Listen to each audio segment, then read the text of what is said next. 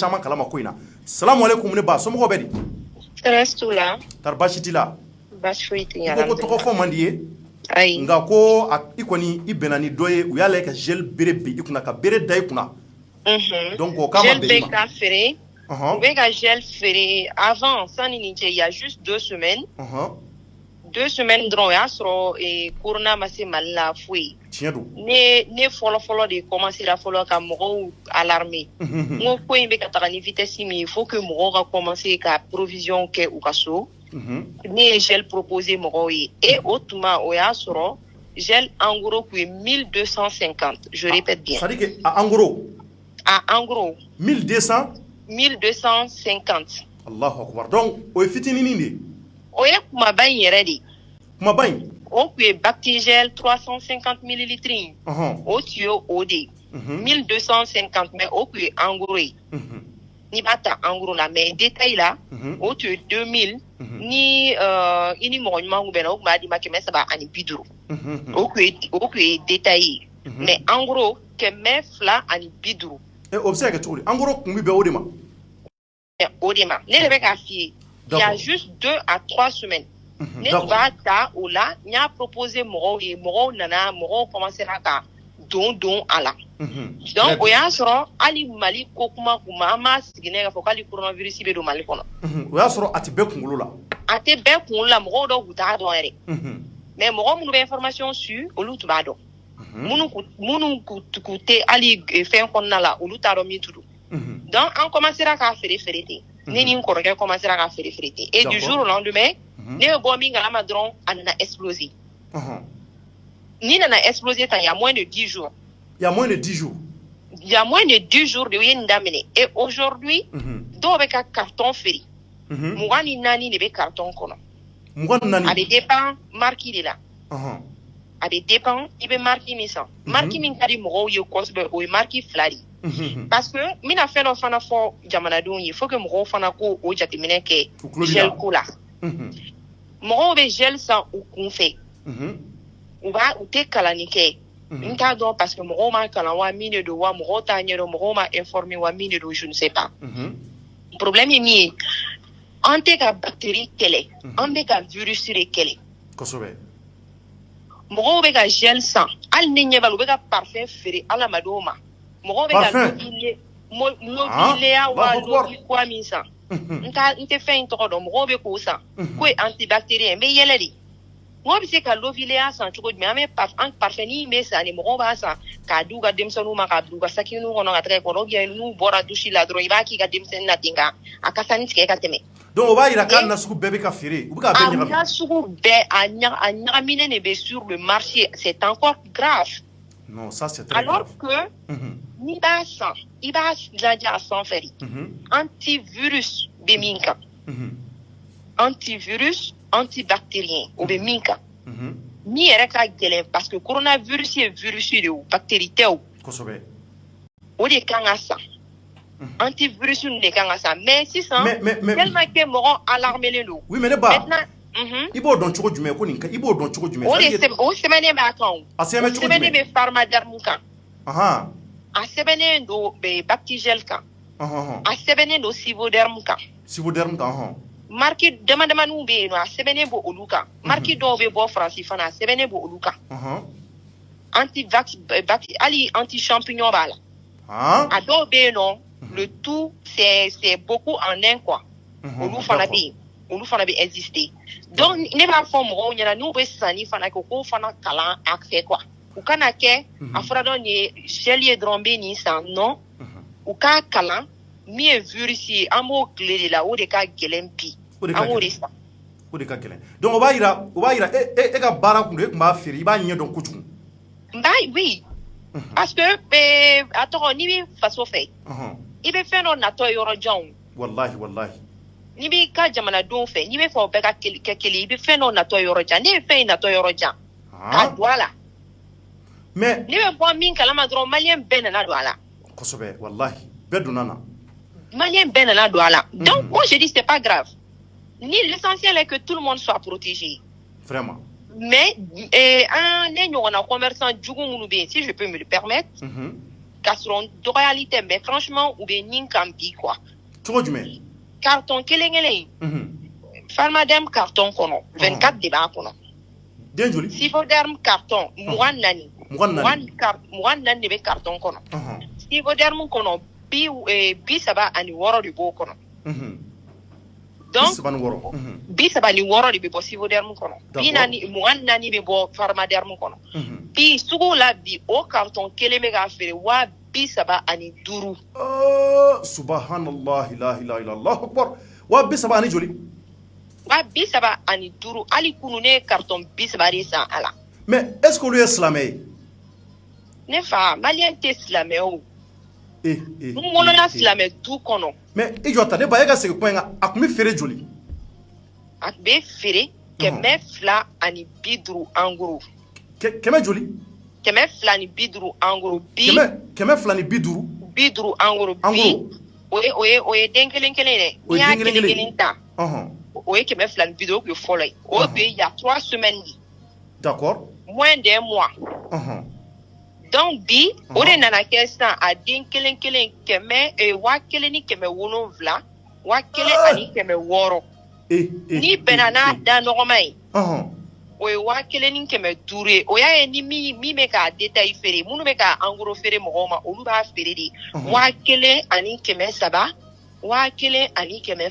de kɛra en gros prix bi. Mais cogo de ta? Mais fɛn min y'a to 200 ni dɔɔnin na kana yɛrɛ sɔrɔ fo 1,000 na? Ne fa i yɛrɛ kɛ i ka jamanadenw lajɛ dɛ. Mali. I yɛrɛ i ka jamanadenw lajɛ dɛ. La ilaha illallah. O ye gel ye. O ye kelen. Maski. E yɛrɛ ye vidéo dɔ kɛ je sais pas c'était quel kunu de kun don o don min na o ye distribution kɛ suguba kɔnɔ tan. Kunu. Maski min kun b'e bolo. O maski en gros an tun b'o sɔrɔ 1,200 de. O en gros kun ye 1,200. 200. Anw kun b'a feere 1,300 détail prix. 1,500 détail prix. Mais den 50 de bɛ bɔ ale kɔnɔ. Den 50 o don. Den 50 de bɛ bɔ ale kɔnɔ. Mais comme ale ka fɛgɛn dɔɔni. Tɔw ninnu de ka girin den 20 bɛ bɔ tɔw kɔnɔ. D'accord. Olu an tun b'olu feere 2,500. 2,500. Mais cɔrno bi. Olu bɛ joli la? En gros la min tun b'e bolo kunu o de nana 4,000 na min tun bɛ san 1,200 o de 4,000 bi en gros. Cogo jumɛn ta? Ka bɔ 1,000 na ka n'a yɛrɛ sɔrɔ 4,000 na 20,000 francs. Tɔ min bɛ tun bɛ feere 2,500 olu en gros tun ye 2,200 bi olu de bɛ 6,000 la. 6,000? Wa fana dɔ wɛrɛ t'a kɔnɔ den 20 kɔ. A dun fɔra ko n'a ye maski don maski kana don ka heure 3 dépasser. Mais ne ba i ka kuma latigɛ tɛ sa c'est à dire que mun nana 6,000 la den da mun b'a kɔnɔ foyi ma fara o den da kan o kelen de b'a kɔnɔ. Fosi den kelen ma fara o den da kan. Olu ma se k'a to 7,000 la u ma se k'a to 7,000 ni dɔɔnin na ou bien 4,000 fo 6,000. Fo 6,000 ne de bɛ kasi ne ye sen bɔ a la yɛrɛ o. Ni mɔgɔw ye ne wele sisan n b'a fɔ vraiment n sɛgɛnna n tɛ se k'a kɛ tuguni.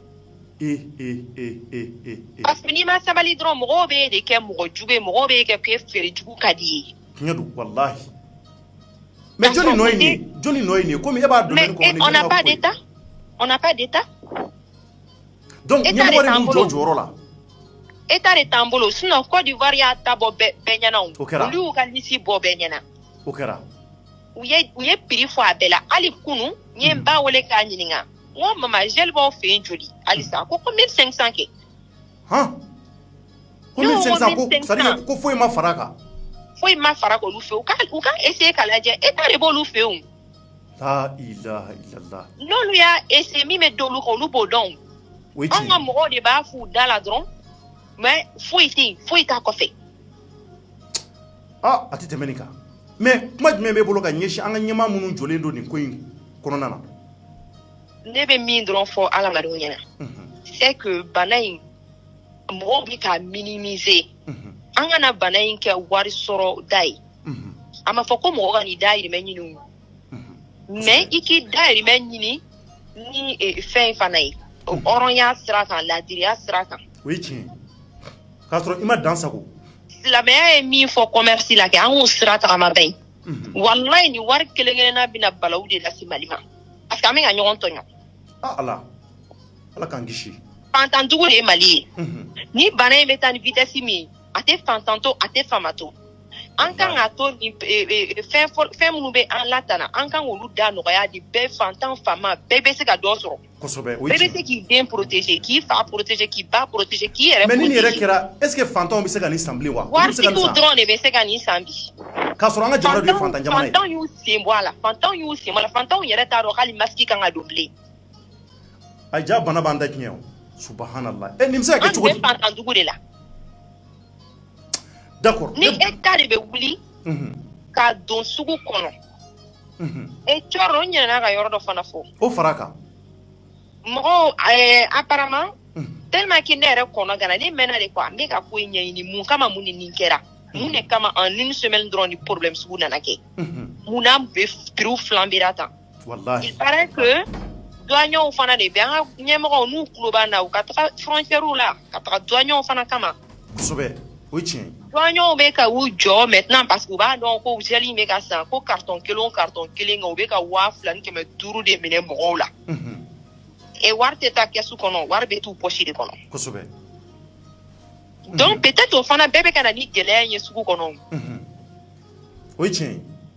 d'accord vraiment an bɛ dugawu kɛ ala ka ko nɔgɔya merci beaucoup ne ba maliyɛnw a yɛrɛ tulo bɛ nin na donc a tɛ tɛmɛ nin kan donc vraiment an ka autorité bɛ min ɲɛmaa minnu bɛ yen k'u bilalen don nin ko ɲɛmɔgɔya la u bɛ fan jumɛn ou bien aw fana ɲinana aw jɔyɔrɔ kɔ nin ko de la wa aw yɛrɛ ala n'a kira cɛ nin ye ko ye wa est ce que fantanw bɛ se ka nin san tugun est ce que fantan minnu bɛ yen n'an b'a la ko bɛɛ ka masque don minnu bɔra yan n'olu ma ɲɛ u ma ka taa yala yala ka taa d'u ma fantanw bɛ se ka wuli tuguni k'u bɛ taa masque san ka don n'u la k'u bɛ se ka taa gel san k'a mun tɛgɛ la a nege b'u la nka u t'a dɔn u b'a kɛ cogo min na k'a sababu kɛ commerçant minnu bɛ yen ko hakili t'u la commerçant minnu bɛ yen k'olu hakili tigɛmɛ ka bɔ a la k'a sababu kɛ nafolo kɛmɛ k'u bɛɛ ɲɛ fiɲɛ commerçant minnu bɛ yen ko faso dusu t'u la commerçant minnu bɛ yen ko fasoden jugu don olu de ka baara ye nin ala ma nin fɔ silamɛya la nin ma fɔ fiyewu n'i ma ɲɛ k'i bɛ dɔ fara fɛn kan k'a fara kan fo ka taa kɛ i b'a fɔ ko e yɛrɛ de bɛ fɛn ka an ka mali nafolo bɛɛ minɛ nin bɛ nafa jumɛn ɲɛ aw ye jamanadenw bɛ degun na bi jamanadenw mago bɛ protection ɲuman na bi mun b'a to coronavirus kana se ka tiɲɛni kɛ anw ka jamana kɔnɔ ne hakili la bɛɛ de kan ka i jɔyɔrɔ fa o la commerçant fara entrepreneur kan commerçant fara politique maa kan commerçant fara mécanicien kan commerçant fara kunkolo kɔfɛla kan bɛɛ jɔyɔrɔ kan ka kɛ nin na nin ko in nin tɛ gouvernement ka ko ye tuguni n'aw ma faamaw dɛmɛ nin na anw bɛna mun kɛ nin ko in na faama ninnu fana aw fana ka responsabilité ta nin ko mun n'a bɛ ka kɛ minnu bɛ ka dɔ fara prix kan u bɛɛ ka minɛ ka dɔ bɔ prix la n'i ma fɛn bɔ prix la i ka minɛn ka minɛ i bolo ou bien ka t'i minɛ ka t'i datugu kaso la parce que ne ye bɛnkan de ye maa joli joli bana bɛ nin ko in na bi Côte d'Ivoire u ka ca n'anw dɔ ye anw dɔ ye 11 cas ye bi Ivoirien ta bɛ joli la mais Ivoirien kɛmɛ ka a lajɛ ka fura sɔrɔ u ka nin ko ninnu prix la anw ye mun jamana ye anw ka jamana mɔgɔw bɛna hakili sɔrɔ don jumɛn an yɛrɛ damaw ka se ka ɲɔgɔn hinɛ minɛ maliyɛnw an maliyɛnw DGCC mɔgɔw bɛ min direction générale du commerce de la consommation maliyɛnw maliyɛnw olu bɛ min sa Bougadari Doumbia ka yɔrɔ aw bɛ min ne hakili aw de jɔyɔrɔ ye nin fɛn fɛn bɛ don Mali la ko commerce domaine don Bougadari Doumbia aw de ka baara ye nin ye a kɛmɛ ka wuli ka jɔ jumɛn k'a la DGCC mɔgɔw direction générale du commerce de la consommation et de la concurrence fɛn fɛn bɛ yen k'a bɛ don Mali kɔnɔ commerce sira la olu de kan ka jɔ doyen kɛrɛfɛ ka nin ko ninnu vérifier ni bɛn bɛ ka kɛ jamanadenw kan ka se ka ko sɛgɛsɛgɛ aw bɛ min maliyɛnw kun bɛ ka cini bere an ka jamana kɔnɔ fɛn mun di dilan an ka jamana kɔnɔ an t'a dilan cogo dɔn a machine d'an bolo u bɛ ka bɔ n'a ye u bɔra n'u ka bana sidɔnbali ye ka na surun an kan an na mɛ ni ko wɛrɛ tuguni ka prix fana bin an kan k'an kun ci ala ni ala yɛrɛ n'a ka masaya tɛ anw bɛ se ka kisi ka bɔ nin bana in ma cogo di fandaw olu de kɔni bɛ k'u tɛgɛ jan ala ye ka ala wele maliyɛnw a tɛ tɛmɛ nin kan anw bɛ ko bɛɛ to ala ma k'a yira masa ala in na hali bi ala ka ko nɔgɔya maliyɛnw polisiw ye bugɔli kɛ su rɔ n bɛ n da maga o sujet la u ye tili kɛ su rɔ ka bere da maaw kun u ye busan ta bi ka boli maaw kɔ ko sabula président de la république bɔra ni ka kumakan fɔ k'a fɔ ko maa si kana to kɛnɛma à partir de 21h ni ci o ci b'i bolo i k'o ɲɛnabɔ yani 21h cɛ ne yɛrɛ cɔrɔnɔ bɛ ka n deliya n ka ci de la joona ka ci fɔ aw ye ka taa sabula ni 21h y'an fɛn fɛn sɔrɔ kɛnɛ ma billahi tallahi n'ani polisiw bɛna k'an b'an yɛrɛ ɲini président ka kumakan don ko bɛɛ ka don so o hokumu kɔnɔ polisiw ye maaw ci surɔ ka mɔgɔw ci maliyɛnw wallahi maliyɛnw ka mɔgɔw canja nka mun jogo ma ɲɛ o min anw kunnafonidilaw bɛ se ka kuma mun kan pourquoi ka mɔgɔw filmer k'u bila jabaraninw kan pourquoi ka mɔgɔw filmer k'u bila bɔlɔlɔw sanfɛ anw ka sariya baarakɛlaw bɛ min est ce que nin ka kan aw bɛ ka maa minnu filmer bi k'u ci tiɲɛ don maa dɔ de sɔrɔla sababu la ka se ka instruction d'aw ma k'a fɔ ko ka nin kɛ minnu bɛ yen n'u ma taa u ka dukɔnɔnaw la mais pourquoi k'u filmer coronavirus b'an kan bi mais sini ma sinikɛnɛ ma a bɛ se ka coronavirus banna video in u den dɔ bɛ se ka video in ye dans les jours à venir u mɔden dɔ bɛ se ka video in ye u fufafu dɔ n'u kɛra cɛkɔrɔbaw ye u denw olu bɛ se ka video in a bɛ fɔ aw fa delila ka ci polisiw fɛ ko parce que k'a yalala su fɛ tiɲɛ don Mali kɔnɔ anw intéressé tɛ information de la o de y'anw ka problème ye aujourd'hui i b'a sɔrɔ caman bɛ yen président bɔra ka nin kumakan mun fɔ u t'a kalama yɛrɛ o de sababu la ni polisiw y'ale ka correction di ka mɔgɔw corriger caman bɛ bɔ a kalama u b'a dɔn ko jaja nin kumakan kun sɛmɛntira anw ka président fɛ nka anw t'a kalama nka polisiw kɛlen ka corriger bɔra a kalama mais munna k'u filmer k'u bila bɔlɔlɔw kan k'u ci mɔgɔw ka téléphone ma k'u lamaloya k'u bila dɔnw na k'u bila dɔnkilidaw la ka tila k'u ci k'u jira diɲɛmaa na est ce que nin ye jamana sérieux ye est ce que nin ko kan ka kɛ adamaden bɛ aw ka sigi aw ka miiriba ni maliyɛnw munna u bɛ filmer pourquoi a b'u filmer k'u bila bɔlɔlɔw kan k'u jira diɲɛ na u ye sonyani de kɛ yan u binna mɔgɔw kan ou bien u taara ka taa mɔgɔ dɔ de faga ka muru digi mɔgɔ dɔ kɔnɔ ne hakili la ni maa min y'o kɛ o tigi de kan ka jira diɲɛ na o maa mun binna mɔgɔw kan mɔgɔ min ye mɔgɔ sonyani kɛ mɔgɔ mun taara mɔgɔ ka taa tɛgɛ don mɔgɔ poche kɔnɔ k'a tigi ka fɛn sama ka bɔ a kunna n'i y'o tigi jira diɲɛ na a bɛ kɛ sababu ye a tigi b'a yɛrɛ bila règle kelen kan maa mun bɛ a bɛ ka bɔ a ka denbaya la a bɛ se ka kɛ moto tiɲɛna k'a to sira la a yɛlɛla ka mécanicien ɲini a ma ye a dusu kasi mɛ moto tiɲɛni na ou bien essence banna station bɛɛ y'a ka station fermée ale bɛ ka yala ka essence ɲini a ma taa bali foyi la dusukasi dɔ b'a da la k'a ka moto koloni tiɲɛnen don i taama bali polisiw la busa b'u bolo k'i ci fana ala n'an ma ko dɔ jateminɛ Mali kɔnɔ wallahi billahi an bɛ taa yɛlɛ dɔw sen kan an bɛ dan an yɛrɛ damaw ni ɲɔgɔn cɛ bɔli kana kɛ problème ye mais pourquoi a bɛ tila k'u filmer tuguni pourquoi ka mɔgɔw filmer k'u bila bɔlɔlɔ kan pourquoi ka mɔgɔw filmer n'a ka téléphone ye k'u ci ɲɔgɔn ma aw yɛrɛ ka ko jɛngɛ a k'a lajɛ ni nin kɛra maa o maa fa ye k'i ɲɛ b'a la k'i fa bɛ ka filmer a ka ci o ka kɛ problème k'a filmer e yɛrɛ bɛ classe i ni maa min bɛ classe kelen kɔnɔ k'i ɲɛ b'a la o bɛ k'i wele téléphone na ne b'a la polisiw bɛ k'i fa ci dɛ ko parce que k'a ma don so kɔnɔ a bɛ mun k'i la tu peux accepter ça malien jɔn de bɛ se ka ni muɲu nin bɛ se ka kun jɔn de fɛ e b'i fa titɔ la réseaux sociaux ka bɛɛ bɛ k'a lajɛ i tɔɲɔgɔnw bɛ ka yɛlɛ i la nin vidéo mun kɛra an ma faama si citɔ ye u ma faama si bɔ a ka mobili katikati kɔnɔ k'o ci u bɛ maaw ma ci i b'a sɔrɔ maa minnu bɛ k'u yɛrɛ ɲɛ b'a la ko nin ni cili ka kan an b'a ci o ka kɛ tiɲɛ ye mais munna k'a tigi filmer pourquoi n'an ma ko dɔ jateminɛ an laban an bɛ taa don ɲɔgɔn gasi la k'a sɔrɔ an m'a dab'a kama maliyɛnw an ka ɲɛmaaw a ye fɛɛrɛ kɛ nin na tiɲɛ don bɛɛ k'an ka sariya bato tiɲɛ don ni ɲɛmaaw ye mun fɔ a k'an ka bato ni rigueur ye sabula an yɛrɛ de kɛra maa fɔlɔ ye maa minnu ko ko munna polisiw tɛ dugu kɔnɔ ka mɔgɔw canja ka mɔgɔw bila bɔlɔ kelen kan ne cɔrɔ de kɛra maa fɔlɔ ye maa min y'a fɔ mais anw m'a fɔ ko maaw filmer k'u jira diɲɛ na dɛ an m'a fɔ ko mɔgɔw filmer k'u jira diɲɛ na u kɔmaw ka yɛlɛw la u denw ka yɛlɛw la u teriw ka yɛlɛw la nin ye maloya dan de an kɔni ma ivoiriyɛnw ka to ka nin kɛ maa wɛrɛ bɛ se k'i den ka nin kɛ nka an ka polisi minnu bɛ ka yala ou bien maa minnu b'u nɔfɛ ko journaliste ou bien minnu b'u nɔfɛ olu k'u filmer maaw citɔ la ni nin ma dabila nin bɛna nin tiɲɛni de ye jamana kɔnɔ an ka ɲɛmaaw a ye fura ɲini nin na sabula ni cɛ man ɲi jamana ma wa nin bɛna ni kɔlɔlɔ baden de an ka jamana kɔnɔ an kana ɲɔgɔn malo général Salif Traoré ne bɛ e de interpeller yan e de ye ministre de la sécurité et de la protection civile e de ye yamaruya di polisiw ma ani gendarmew ma k'u ka bɔ u ka don dugu kɔnɔ u k'a jira k'a fɔ ko sariya taara an ka ɲɛmaa fɛ n'o ye président de la république ye ko 21h kana maa sɔrɔ kɛnɛma aw bɛ mun de ɲini kɛnɛma on peut sensibiliser les gens on peut continuer à sensibiliser les gens première nuit la an bɛ se ka maaw sensibiliser deuxième nuit la k'u sensibiliser mais pourquoi o don su kelen la polisiw bɛ don maaw kan ni busan in ka mɔgɔw